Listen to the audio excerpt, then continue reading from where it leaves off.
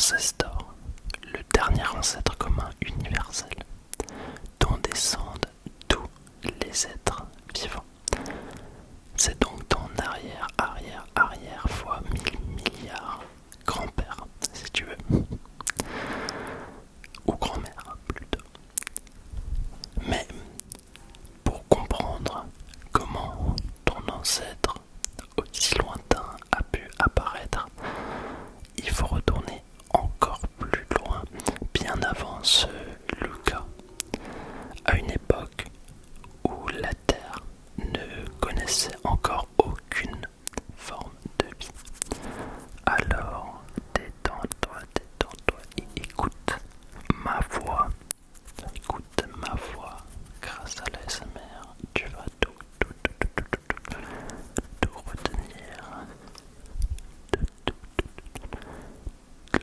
Retenir.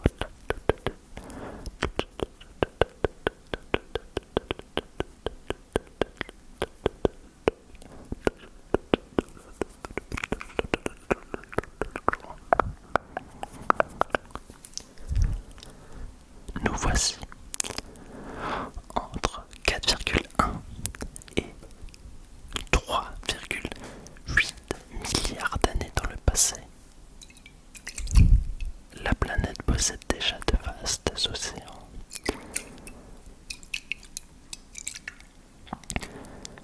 Elle a aussi une activité volcanique intense et de nombreuses sources d'énergie. Et pourtant, on ignore toujours où la matière commence réellement à s'organiser pour former les systèmes vivants, mais on a quelques théories, hein. T'inquiète pas.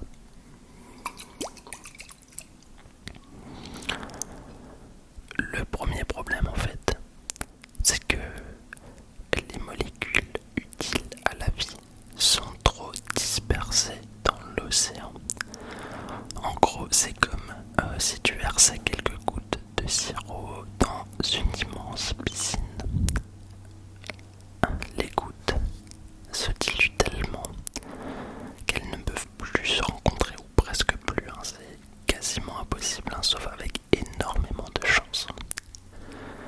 Et pour les molécules organiques, et c'est pareil, si elles restent trop éloignées les unes des autres, elles ont peu de chances de se rencontrer et de s'assembler pour former quelque chose de plus complexe qui peut mener à un système vivant qui peut se reproduire.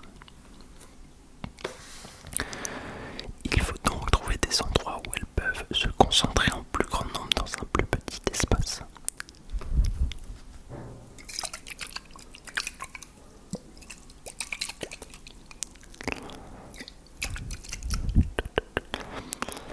Aujourd'hui, c'est le Tascam. Je me suis dit un petit peu plus de chuchotement, un petit peu moins de déclencheur, ça fait aussi du bien.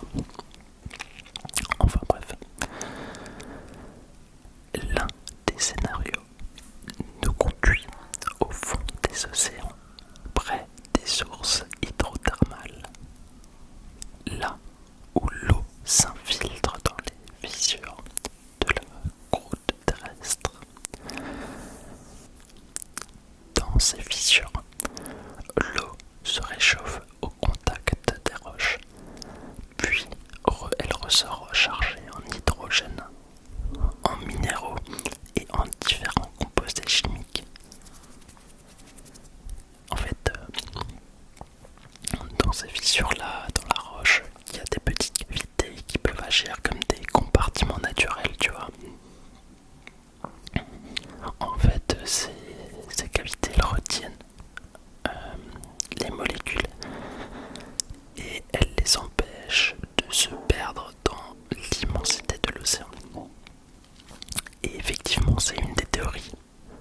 Ici, la vie aurait pu se rencontrer et créer des systèmes vivants plus complexes. Tu vas voir, on va en parler après de comment ça s'est exactement fait. C'est tellement intéressant. J'ai appris tellement de choses.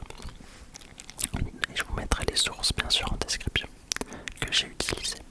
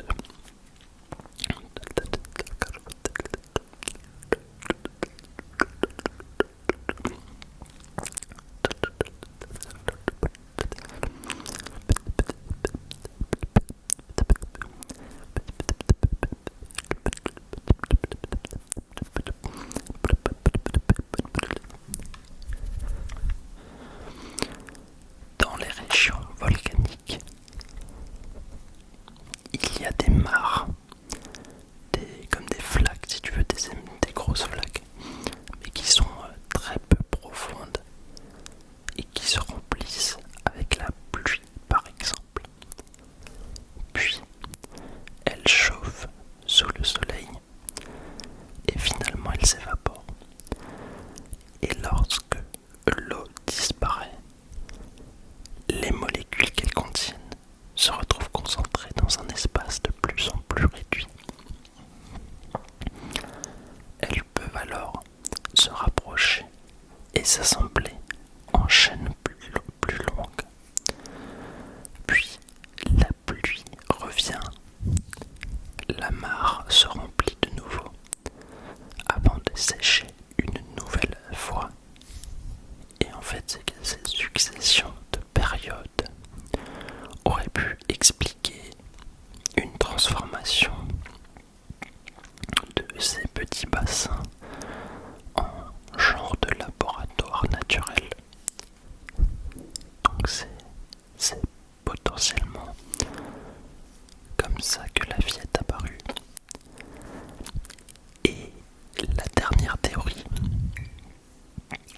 on en a parlé dans le premier épisode, donc c'est l'épisode précédent de la série de la playlist. Lorsqu'un astéroïde frappe la jeune Terre, il creuse un cratère. Il fait un cratère bien sûr et l'eau peut ensuite remplir le cratère et circuler dans les fractures qui sont encore chaudes. Et ça, ça crée un nouveau système hydrothermal. En plus de ça, les astéroïdes, comme je vous l'avais dit, ils peuvent apporter des éléments qui sont essentiels à la vie, comme des molécules organiques par exemple, venues de l'espace. Mais quel que soit l'endroit où tout commence, il faut encore comprendre comment de simples molécules ont pu s'assembler pour former les premiers systèmes capables de se maintenir, mais surtout de se reproduire, de reproduire des copies d'eux-mêmes. C'est ce qu'on verra tout de suite, mais d'abord je te fais un petit peu d'ASMR, ok? Alors, détends-toi, détends-toi. Je vais poser le Tascam. J'ai pas de trépied à Tascam, c'est compliqué. Voilà. Tu m'entends encore? Tu m'entends? Est-ce que tu m'entends? Ok. Attends, bouge pas.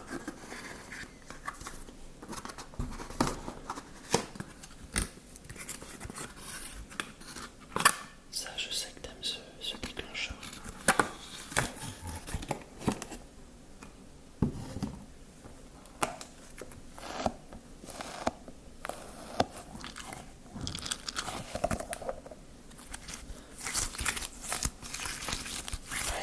C'est vrai que celui-là il est relaxant.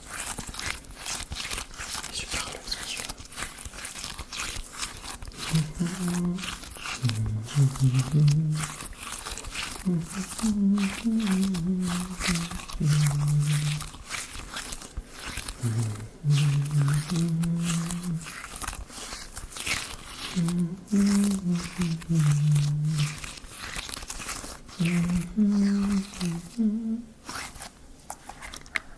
Je vais pas abuser non plus.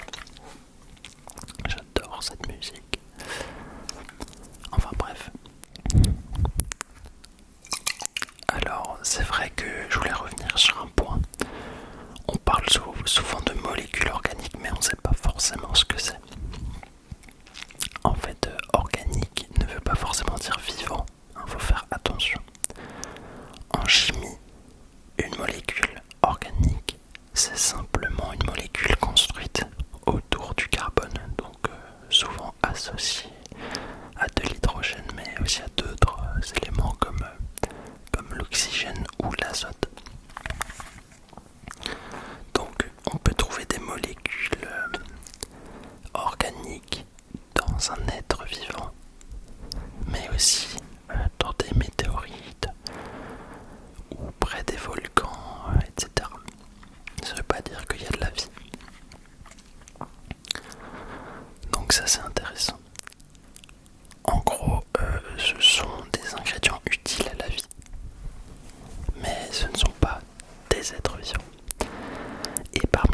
ces ingrédients, 4 grandes familles vont nous intéresser.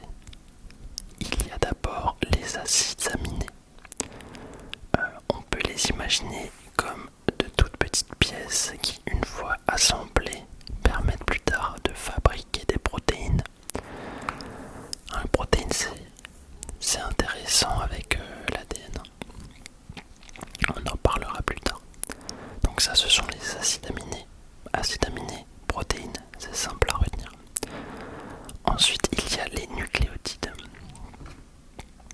qui serviront, eux, à fabriquer l'ARN puis l'ADN. On verra la différence après. Il y a aussi les lipides, des molécules qui sont proches des graisses. Et leur particularité, c'est que lorsqu'on les place dans l'eau, elles peuvent se regrouper toutes seules et former des petites bulles entourées d'une membrane. Et tu vas voir que c'est trop marrant après ça pour créer la vie, c'est essentiel en fait les lipides. C'est vraiment les origines de la vie, c'est les lipides. Tu vas voir, c'est incroyable ce qui arrive après. Et c'est intéressant parce que justement, toutes les cellules actuelles possèdent justement une membrane qui sépare leur intérieur du monde extérieur. Et pour finir, il y a les sucres et d'autres molécules à base de carbone. À ce stade, donc entre 4,1 et 3,8 milliards d'années dans le passé, la jeune Terre, elle possède probablement déjà une bonne partie de ces ingrédients, des briques nécessaires à la vie. Mais avoir un tas de briques, ça suffit pas à faire une maison. Il faut encore les placer dans le bon ordre et réussir à les faire tenir ensemble. Et c'est là que les choses deviennent vraiment compliquées, mais pas impossibles.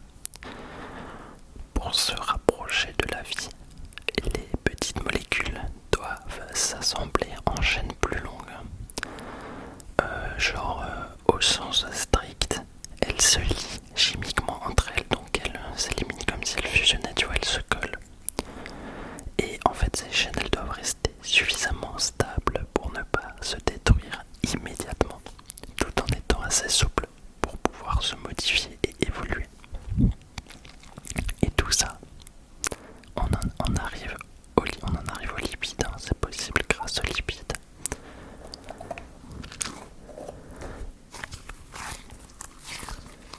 Attends, je vais reposer le tascam. Je te fais un petit peu d'ASMR, on va parler de ces lipides, c'est juste incroyable. Là, on va vraiment parler du début de la vie.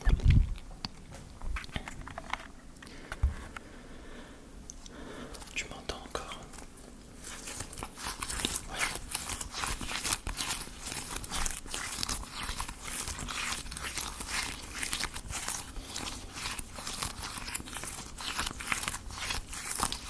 Premier degré. Je trouve ça mignon la façon dont la vie elle est apparue. Tu vas voir là. Ça peut paraître bizarre mais...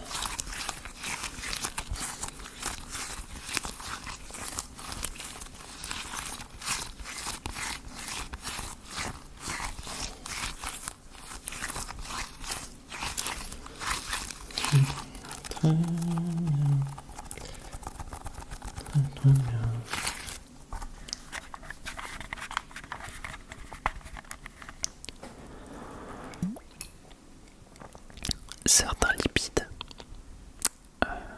possèdent une propriété qui est assez étonnante en fait. Une partie de leur molécule est attirée par l'eau, alors qu'une autre partie cherche au contraire à l'éviter. Et lorsqu'on place suffisamment de ces lipides dans l'eau, ils ne restent donc pas dispersés au hasard. C'est comme quand tu mets de l'huile dans l'eau, tu vois, genre les bulles elles se regroupent un peu, tu vois. Et donc voilà, là c'est pareil, ces lipides là ils restent pas dispersés au hasard. Ils se regroupent spontanément et peuvent former des petites sphères entourées d'une membrane. Et le plus surprenant, c'est qu'aucune cellule n'a besoin de les fabriquer.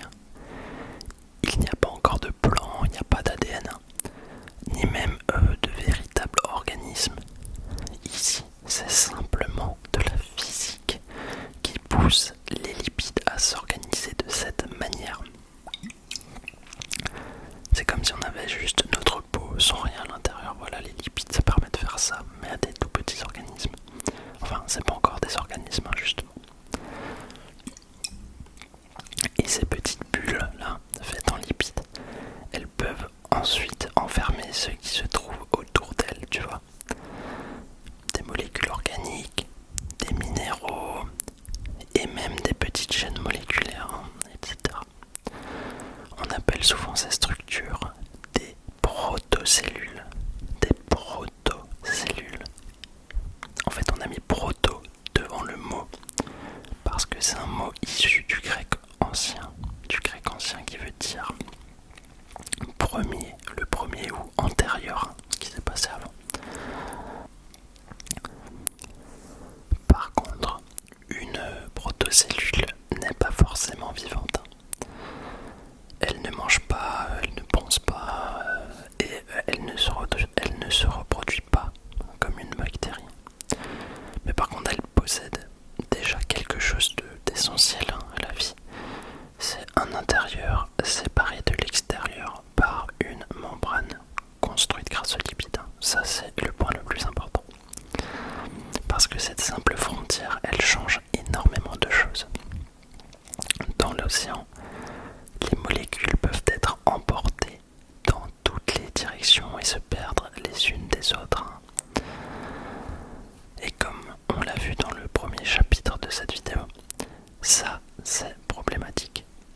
Mais à l'intérieur d'une protocellule, ces molécules, elles restent enfermées dans un espace très petit. Elles se rencontrent donc plus souvent, toutes ces cellules, dans cet espace. Et quelles sont les conséquences de ça, à ton avis? Je te laisse te référer au chapitre précédent de cette vidéo si jamais tu as oublié. Essaye de faire travailler un petit peu ta mémoire déjà.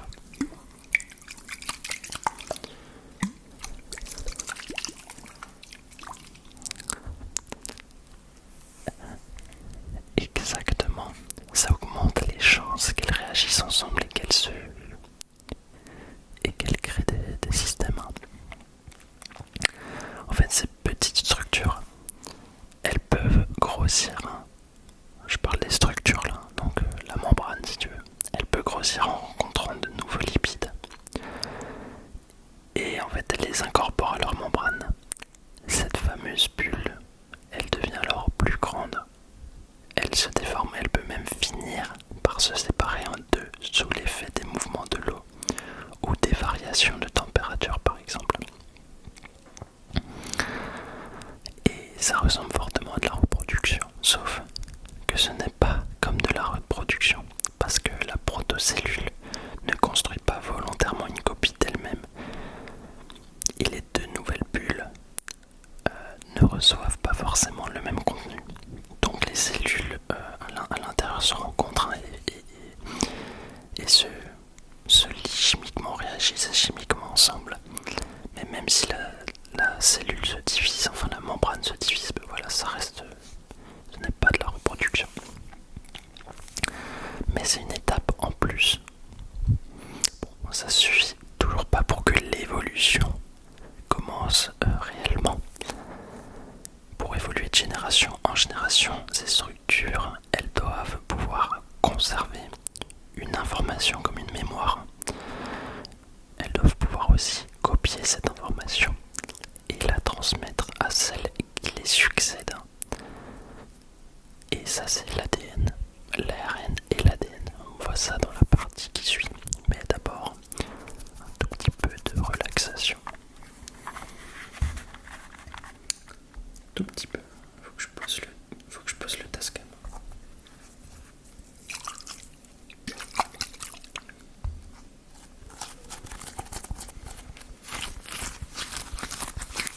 J'aime bien les petits déclencheurs comme ça.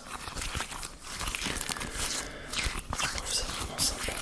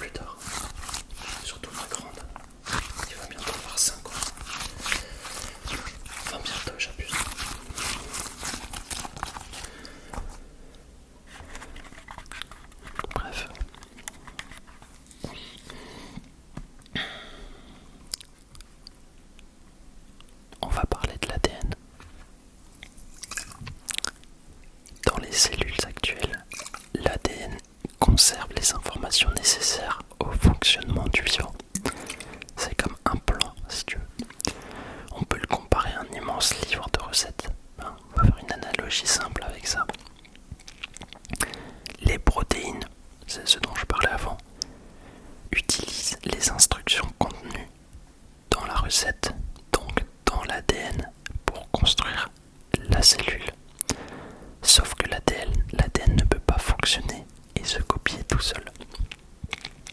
Il dépend des protéines. Mais ces protéines sont justement fabriquées grâce aux instructions contenues dans l'ADN. Alors la question c'est, lequel est apparu en premier? C'est un peu comme essayer de savoir si la première recette a été écrite, la première recette de cuisine a été écrite avant l'apparition du cuisinier, alors que le cuisinier lui-même ne peut exister que grâce à la recette. Tu vois un petit peu l'analogie. Enfin bref, pour sortir de ce paradoxe, les scientifiques, les chercheurs s'intéressent beaucoup à une autre molécule qui est très liée à l'ADN, c'est l'ARN. L'ARN, tu vois, on en a parlé avec les vaccins Covid, etc. Et l'ARN joue surtout le rôle d'intermédiaire entre l'ADN et les protéines.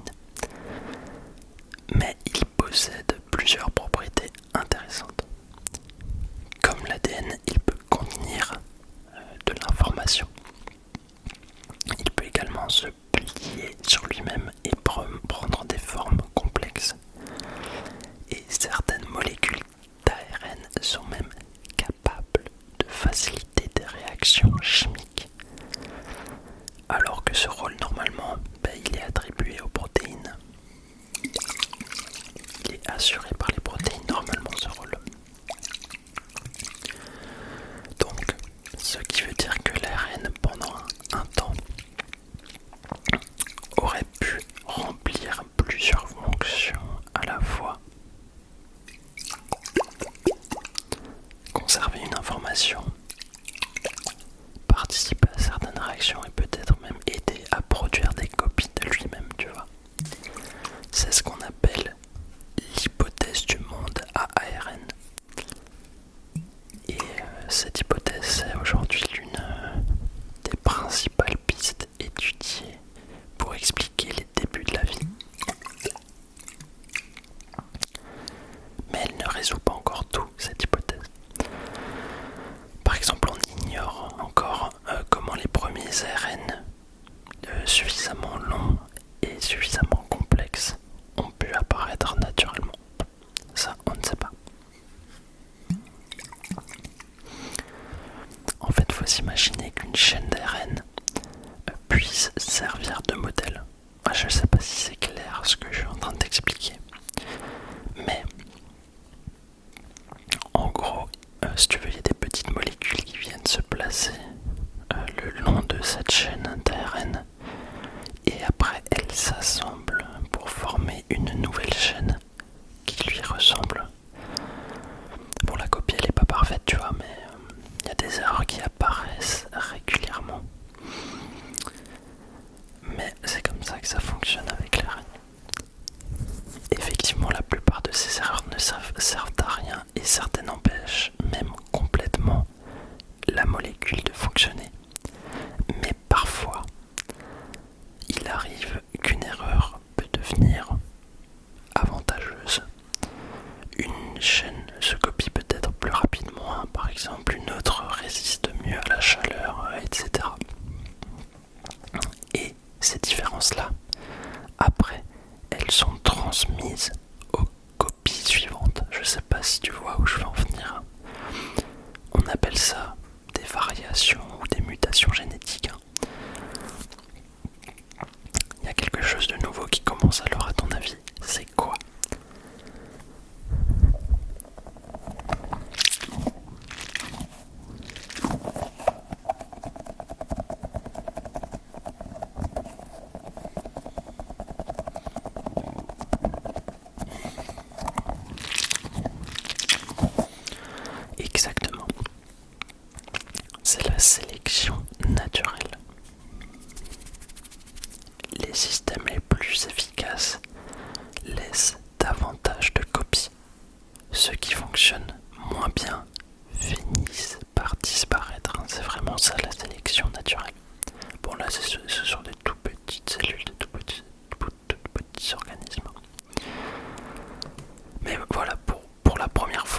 matière ne se contente plus de réagir.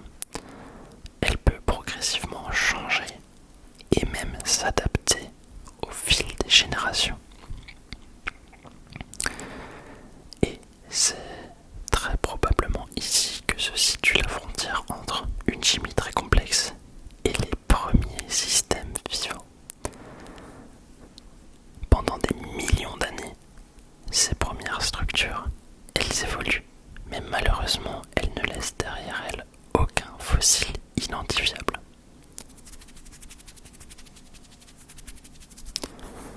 Pour retrouver leur histoire, il faut donc chercher leurs traces ailleurs, à l'intérieur même des êtres vivants actuels.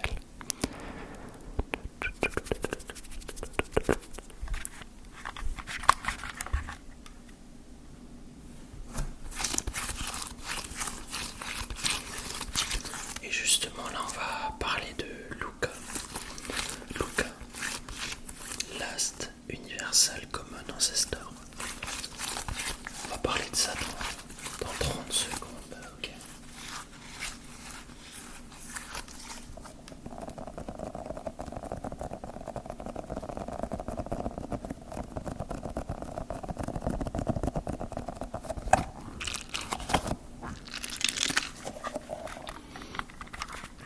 En fait, probablement, il y a 3,5 milliards d'années, Luca existe déjà. Ce Last Universal Common Ancestor. Tous les êtres vivants actuels descendent d'une manière ou d'une autre de cette ancienne population. Mais attention, Luca n'est pas le premier être vivant. Il ne s'agit probablement ni de la première cellule, ni d'une créature unique, ni même du seul organisme présent à cette époque. C'est plutôt une population de cellules déjà assez évoluée, issue d'une histoire biologique beaucoup plus ancienne. Ces cellules possèdent probablement déjà une membrane avec du matériel génétique qui contient leurs instructions. Et des ribosomes. En fait, les ribosomes, ce sont des minuscules machines présentes dans les cellules qui lisent les instructions transportées par l'ARN et qui vont assembler les acides aminés pour fabriquer des protéines. Et en fait, ces protéines permettent ensuite d'accomplir une grande partie du travail nécessaire au fonctionnement de la cellule. Et Luca, il possède aussi des enzymes, c'est-à-dire des molécules qui accélèrent les réactions chimiques, ainsi que des mécanismes qui permettent de produire de l'énergie. Et ça signifie qu'entre les premières molécules capables de se copier et Luca, une immense partie de l'évolution s'est déjà déroulée. Et à cette époque, la Terre ne possède encore ni plantes, ni animaux, et son atmosphère ne contient presque pas d'oxygène. On en reparlera après. En gros, les océans, les volcans et les microbes ils dominent la planète. Donc voilà, pour vivre, c'est compliqué pour ces organismes qui utilisent donc des réactions chimiques impliquant notamment de l'hydrogène, du dioxyde de carbone, du soufre, du fer, du méthane, etc. Voilà, donc c'est ça le Luca. Et ce qui est marrant, c'est qu'un de mes meilleurs amis s'appelle Luca. Donc c'est trop marrant. Peut-être que je le prononce mal, mais je fais exprès de le prononcer comme ça. Peut-être qu'il faut dire Luca. Mais vu que lui il est d'origine italienne, moi je dis Luca, voilà, ça me fait marrer. Bref.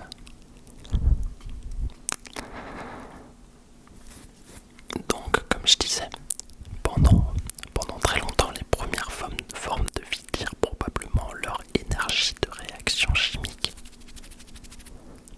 Mais certaines bactéries, notamment grâce aux variations génétiques, finissent par découvrir une autre source d'énergie, disponible presque partout à la surface de la planète. C'est bien sûr la lumière du soleil. Et là,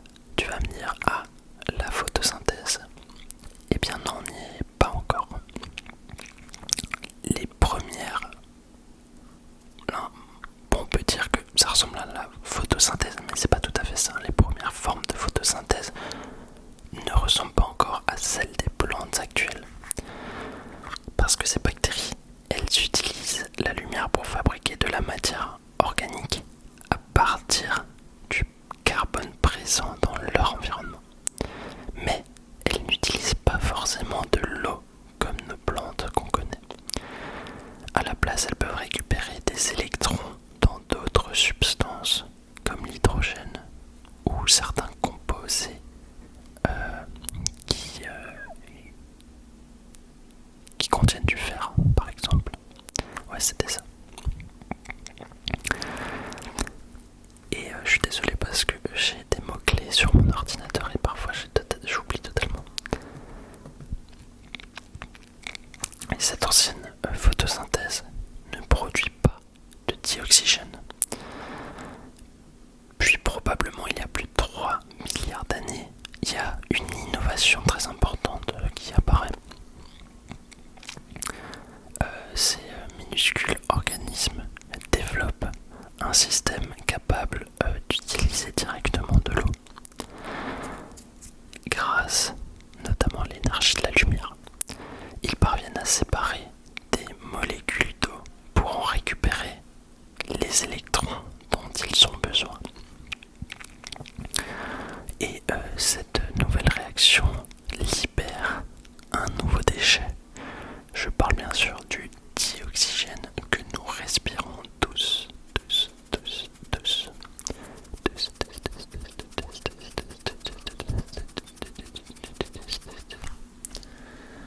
D'ailleurs, je vais voir la formule du dioxygène, tiens, ça m'intéresse. C'est quoi? Ouais, il y en a 21% dans l'air. O2, deux atomes d'oxygène liés par une double liaison, d'accord, je ne savais pas. Non mais c'est intéressant.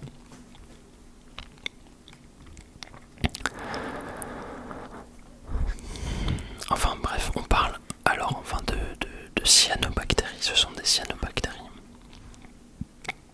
Et ça, c'est une innovation génétique qui est ultra importante. Pourquoi à ton avis c'est ultra important pour ces cellules-là? Et bien sûr, parce que l'eau, elle recouvre une immense partie de la planète, il y en a à profusion. Donc entre le soleil et l'eau, les cyanobactéries, elles se régalent. Il y a une réserve d'eau quasi inépuisable.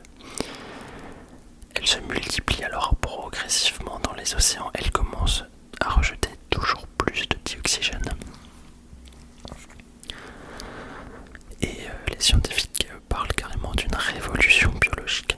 Parce que pour la première fois, des êtres vivants modifient progressivement la planète entièrement à partir de déchets qui sortent de leur organisme et qui sont construits par leur métabolisme. Mais au début, en fait, cet oxygène il ne parvient pas à rester dans l'air. Il est tout de suite absorbé par la planète.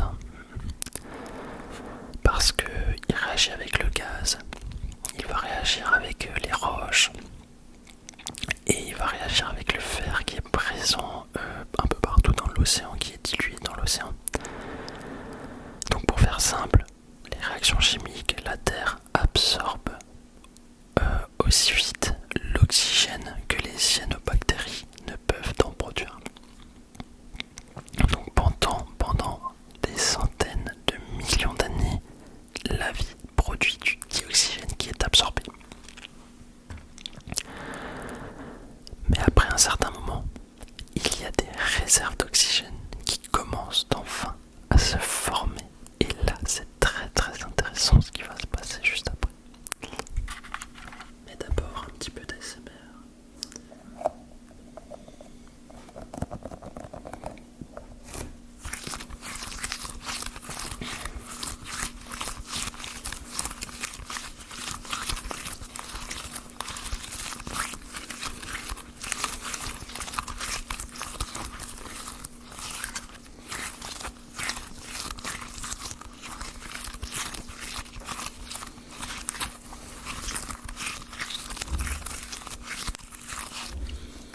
Je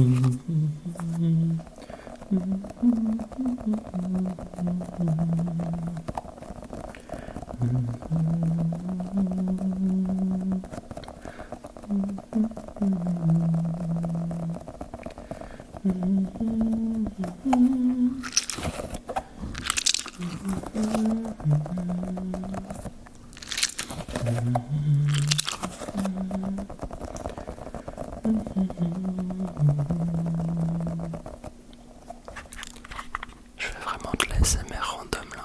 Je sais pas si, je sais pas, moi on m'a dit que les choses naturelles c'était plus relaxant, donc je me suis dit allez, je vais faire une vidéo un peu plus naturelle où je tiens le tasque à ma main, je fais des petits déclencheurs, je chantonne, je fais ce que j'ai envie de faire quoi. Donc n'hésitez pas à me dire si vraiment vous kiffez ça ou si c'est de la merde. Voilà. Enfin bref, moi j'aime bien faire ça, en tout cas. Enfin voilà, nous voici maintenant. Il y a environ 2,45 milliards d'années. Et la vie produit désormais davantage d'oxygène que la planète ne peut en absorber.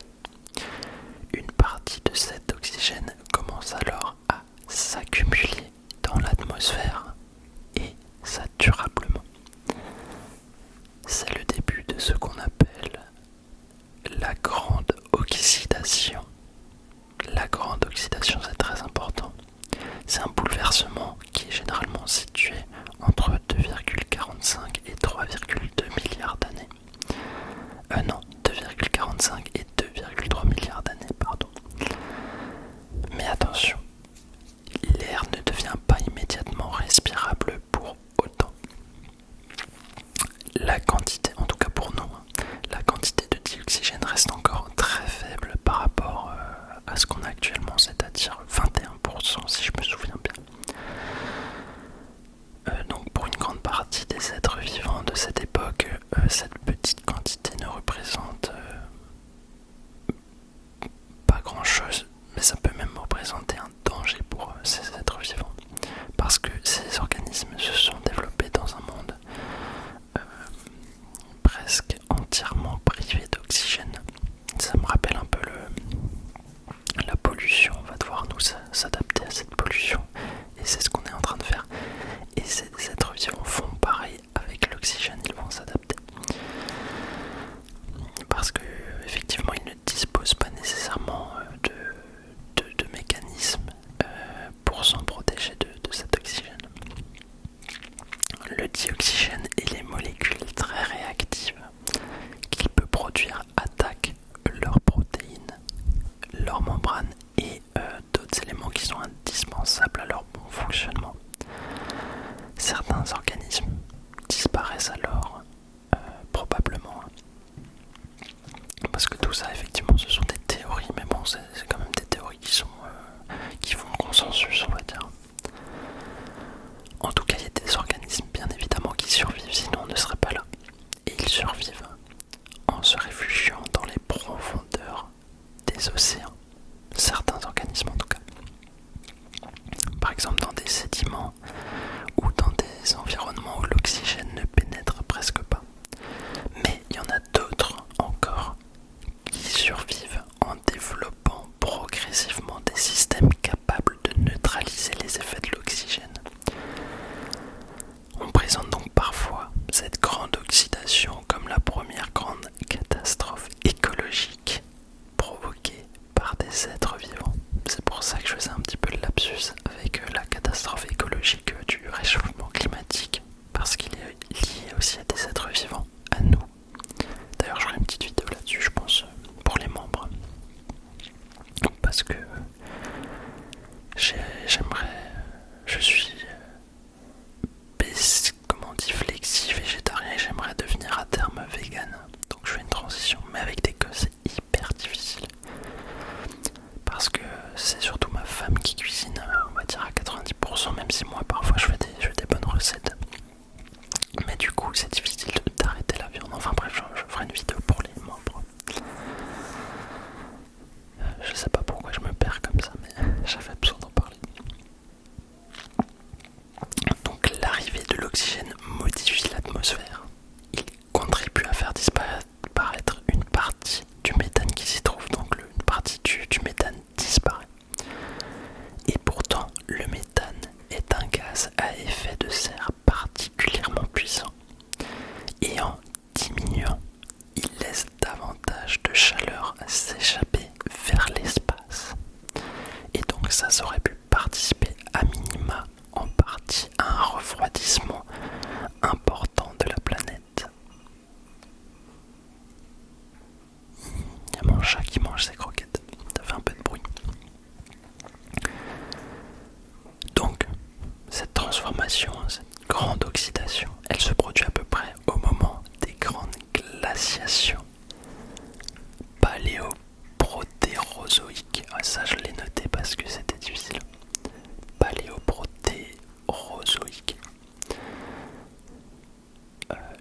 l'espace, elle atteint peut-être même certaines régions proches de l'équateur, au point que la Terre a parfois été comparée à une immense boule de neige. Enfin bref, certains microbes finissent donc par évoluer et apprennent au contraire à utiliser l'oxygène. Grâce à l'oxygène, ils peuvent tirer beaucoup plus d'énergie de leur nourriture qu'avec leur ancien mécanisme qui fonctionne sans l'oxygène. Et cette nouvelle source d'énergie ouvrira progressivement la voie à des cellules plus grandes, des cellules plus actives et plus tard beaucoup plus complexes. Mais il faudra attendre près de 2 milliards d'années avant l'apparition des premiers animaux. Tu te rends compte? C'est énorme. Et on en parle justement dans le prochain épisode qui s'affiche maintenant sur ton écran si je l'ai déjà fait. Pour m'aider, je t'apprends rien, les boosts et les likes, c'est pépite. Donc n'hésite pas à me poser ton petit boost et ton petit like. Même si je suis pas dans le top 100 des boosts, ça aide énormément l'algo pour la satisfaction